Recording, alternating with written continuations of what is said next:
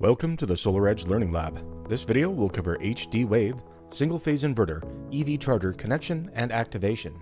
To begin, line up the two arrows with the white dot on the top of the connector. Insert and twist. Next, install the locking ring.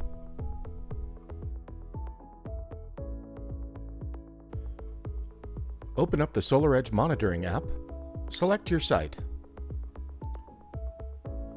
Tap the icon at the bottom and middle of the screen and select Activate EV Charger.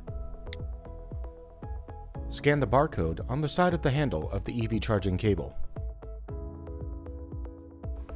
If unable to scan the QR code, tap below and manually enter the serial number and cable code. Enter in your vehicle details.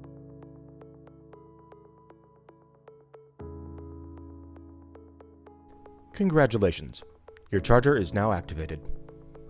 Thanks for joining us in the SolarEdge Learning Lab.